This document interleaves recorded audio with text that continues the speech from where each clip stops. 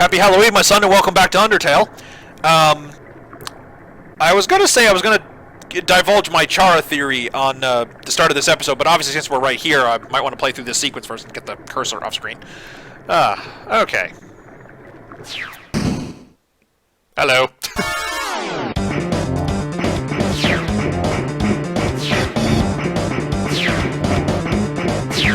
Nope. Try to scum the spears a little bit. Oh no! Ah! Damn. Got a little too fancy. Again, something I've seen something I've seen speedrunners do, where they scum the spears a bit so that they shoot in a different direction and can be easier to dodge.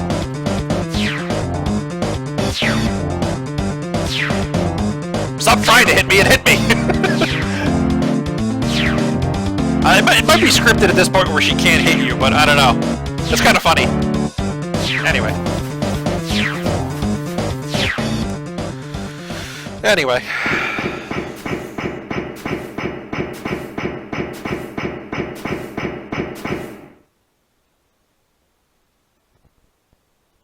Crunch. Hello. She got a wild Scraggy.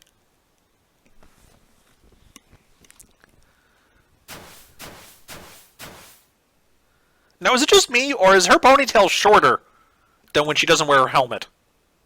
Like, part of that is like the plume of the helmet itself, but her ponytail happens to be the same shape. Or am I just seeing things? It might be.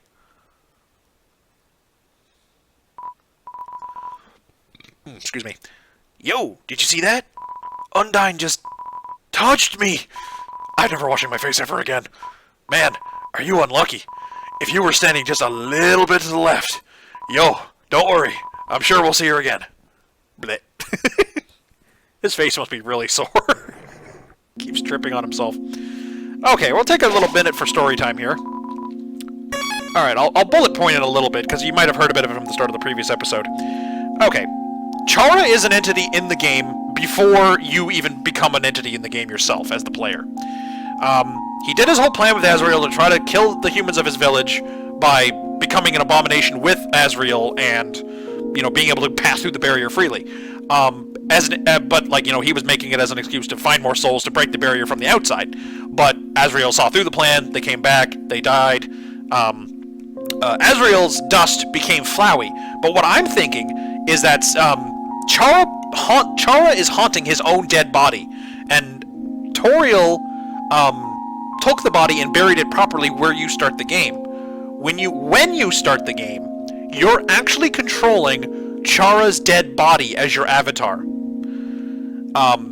Clearly the way it died, it didn't be, you know, you're not a zombie. You became, I mean, you kind of are, but, like, you're not, like, decaying and missing a limb or something. Your soul and determination as a player, something he mentions at the ending at the end of Genocide, if you actually go through with the whole ending, mentions that your soul and determination are what brought him back. And what it is that if you go through the Genocide playthrough, he becomes himself again and something worse. Because you showed him true genocide. You showed him being an absolute monster. On the neutral playthrough, he doesn't really get much of anything from you because you're not determined enough one way or the other. But when you become a true pacifist, he gets a chance to see the world through much better eyes and in a much more pleasant way than he did in life. Because, I mean, it's a common theory, and it's a plausible one, that Chara hated humanity because humanity didn't like him. You know, maybe he had a rough life with his parents or something, right? I mean, shit happens. It's not all sunshine and roses, even on the surface, you know, despite what the monsters say. I mean, Azrael said it himself. There's a lot of mean people on the surface, a lot of Flowies. And, so maybe he had a Flowey as a parent and, you know, didn't exactly get along with him and got abused or something. I don't know. Like, the specifics aren't important, but basically the long and short of it is that he didn't like humanity, had a rough life, jumped down Mount Ebott thinking, you know, people just disappear. Maybe he just thought he was committing suicide, but then he met Azrael and yada yada yada. But then he meets you, the player, when you boot up the game for the first time, and when you go through as a pacifist, he gets another chance at life, and he realizes, you know, hey, maybe I don't have to be an asshole. Maybe I can be nice, because this is a really good feeling. I mean, especially when you do true pacifist. You know, we go through the whole business with Asriel and all that. And when he's asked his name, he realizes he isn't Chara anymore. He is not the human being he left behind in death. So he picks a new name. Frisk. Now, I don't know where he got that name from. I guess he just likes the word. I don't know. Just the name itself is a little Like, the name itself is pointless. The point is he took a different name than Chara and became a new person. He was literally reborn. Because if you remember, determination for the player is your ability to save and reload. But in the final moments of the true pacifist playthrough, you have the ability to not die in the first place. That's Chara's determination. That's Frisk's determination. Well, you die, but then you immediately come back. You don't, but it refused. You don't hit the game over screen, and then you the player, have to reload the game. Reload at your save point. And then of course at the very end of that fight at the end, I'm sorry I'm kind of not doing much gameplay wise. It's kind of taking a lot of my concentration to talk about this. But and then the end sequence where you're getting blasted by Asriel in Hyper God Death Mode, and you don't die. You don't even get to the point where it refused. You start having less than a single hit point, but you're still fine. As long as you have more than 0, right? Pair of ballet shoes. And, so yeah, it's kind of like Bioshock 2, where Eleanor Lamb learns from Subject Delta, her big daddy. Hello, this is Papyrus. Remember when I asked you about clothes? Well, the friend who wanted to know, her opinion of you is very murdery. Well, worry not, dear human. Papyrus would never betray you. You said you were not wearing a dusty tutu. So, of course, I actually told her you were indeed wearing a dusty tutu. It pained me to tell such a bold-faced lie. But since you aren't wearing a dusty tutu, she surely won't attack you. Now you are safe and sound. Wowee, this is hard. I just want to be everyone's friend. God, Papyrus, you have no idea. But yeah, like I was saying, Chara is like Eleanor Lamb from Bioshock 2, where, based on your actions as Subject Delta, her father, her big daddy, she becomes a different person. Neutral path, she doesn't become much of anything other than... She becomes confused. She doesn't really have a life direction because you didn't give her one. On the good guy path where you adopt the little sisters instead of harvesting them like a monster, and you don't kill any of the other NPCs that you can kill that are not just random enemies trying to kill you anyway. You can she becomes such a goodly person, she even forgives her real mother, who's been treating her like nothing more than a science experiment up to this point. And if you're an evil son of a bitch, in the ending she absorbs your atom as well as when you're dying, so that she has all of your power too. But it's kind of funny. I think back to that ending, and other than the neutral ending, which was just unsatisfying to begin with, the pacifist ending, so to speak, in that game, the good ending. Oh, hello, Shiren. I loved her because she turned into a beautiful young woman and a beautiful souled young woman. But I also loved the bad ending in that game because she's being Daddy's girl. I was a horrible monster in that playthrough, and she followed in my footsteps perfectly. And I'm happy for her, even as she's killing me. How messed up is that? Is that just me? Or is that what the feeling of that game was supposed to give? Because I kind of think is what it was. And that's kind of what Chara does in this game. Because he becomes Frisk when you're a good guy, but he becomes, Demon Chara when you're a bad guy. And, almost either way, I kind of like it, It's interesting. The only reason I didn't do the actual genocide ending on this channel and for my computer is because it buggers up all of your future pacifist playthroughs and, screw that. Anyway, Charon has some additional events that we didn't do before.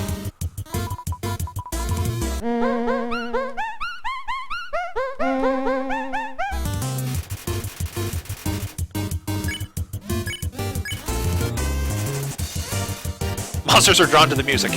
Suddenly, it's a concert.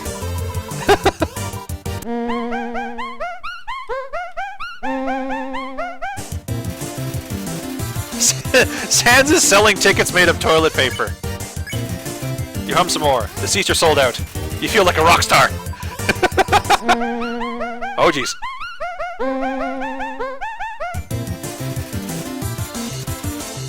The crowd tosses clothing. It's a storm of socks. The constant attention, the tours, the groupies. It's all aggressive tooting. Oh, Jesus.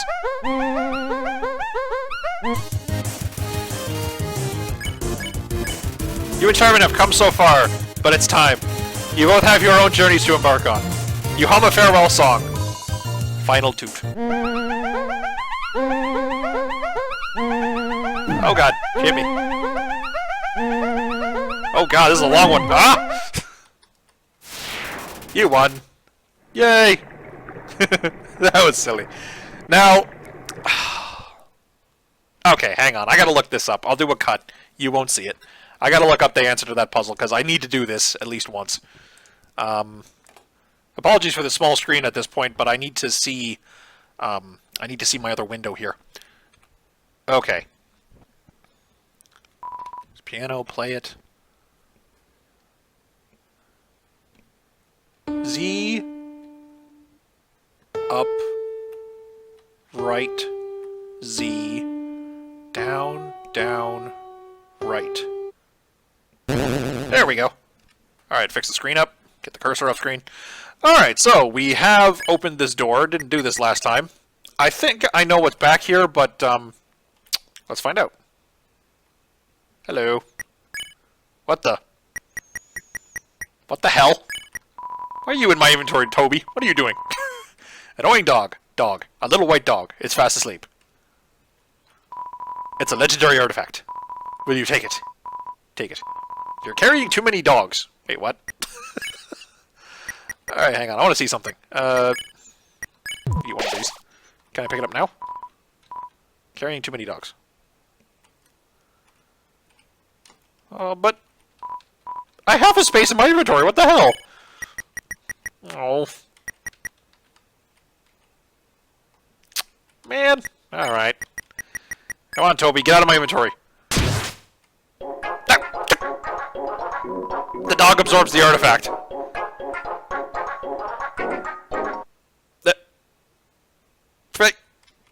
God damn it.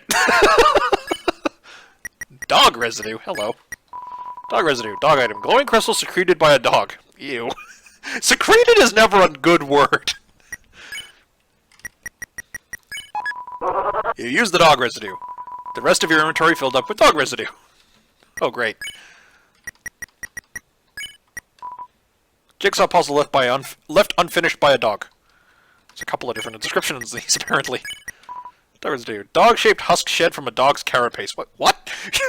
Hang on. I think you're mixing up your species a little bit there. You know, I should have tried leaving the room with the dog in my inventory and then letting him out there. See what happens. Maybe next time. Take an umbrella. Actually, when you can take the umbrella, I've heard there's a couple of Easter eggs you could do with it. Although I want to give this poor statue an umbrella first.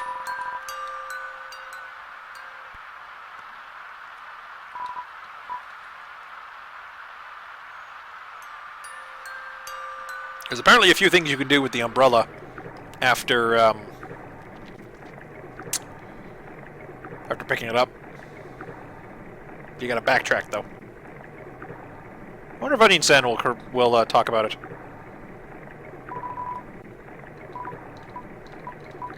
Nah. I say no. Oh, that's terrible! He just, like... He just doesn't say anything and slinks away. Oh my god, I feel so bad now. I'm still laughing though, but it's like, aww. That's terrible, but it's funny. Schadenfreude. Alright, so you can double back with the umbrella. I wonder how far you can go back with it.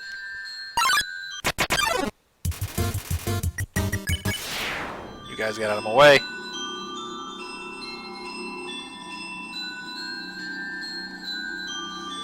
I guess with Moldsmal, you just kind of, like, walk around it. Because, like, it's just a blob. It's not really going to follow you or anything. are you holding? Is that a star? No, this is an umbrella, good sir. Dang, wish I brought a parasol. I'm getting a nasty burn from all this sun. Wait.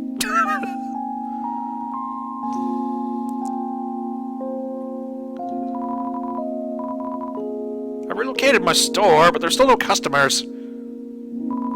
Fortunately, I've thought of a solution. Punch cards. Every time you buy an ice cream, you can take a punch card from the box. If you have 3 cards, you can trade them in for a free ice cream. They're sure to get the customers to come back. Umbrella Solidarity, I guess I have to give you a deal. Discount ice cream, 15G. Like, only too much stuff. Oh well. So you get a discount on ice creams. That's actually pretty cool. I get a couple.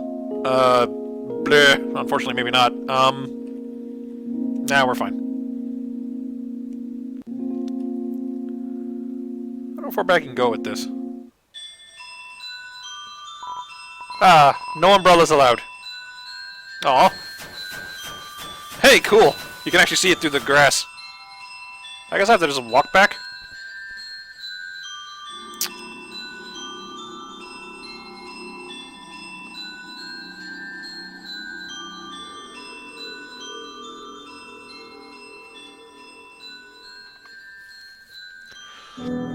Excuse me. So I'm wondering, with the Temmie armor, I'm thinking ahead a little bit here since I have the dog residue now. Because the common trick to get the Temmie armor is to... Oh. Okay, so I can't go that far back. Alright, with the umbrella. That's fair. That's fair. Get a couple little bit of Easter egg-ish lines of dialogue out of people, though that's cool. And the ice cream discount if you really need it, I guess. Oh god. So much gas. Anyway, like I was saying about the Temmie armor, I'm wondering, does it count your deaths across all playthroughs? Or is it just the playthrough you're on? Because if that's the case, I might have it down to the minimum cost now, because I died so many times fighting the bad time in the genocide playthrough, because, I mean, you know, that's trial and error run. I mean, that's a trial and error boss. There's not a whole lot to it otherwise. But yeah, interesting to see. I mean, otherwise it'd probably be at 9,999 gold because I don't think I've died in this run? Air quotes? Quotation mark? Or question mark? I'm not sure. I might be. AHOY shuffles up.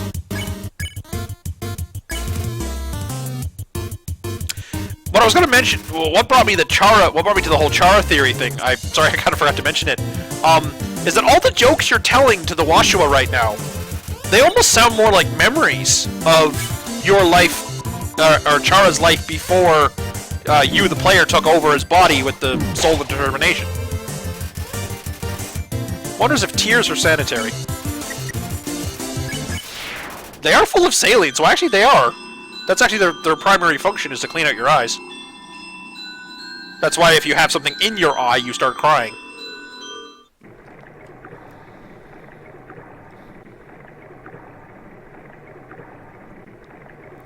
Have I spooked Onion San off? I think I might have. I might have spooked poor Onion San off. Oh well. What can you do? What can you do? Anyway, I'm hitting the end of my episode here, so thank you so much for watching. Twitter and subscription are in the description, and there's a subscription on screen somewhere as usual. Bit of story time this episode. We got the legendary artifact, so to speak. Although technically the dog residue is actually a pretty powerful game item. It's just not what you think you're getting when you open that chest and you get in that room. Toby, you magnificent fuck. Anyway, thank you so much for watching, and ciao for now.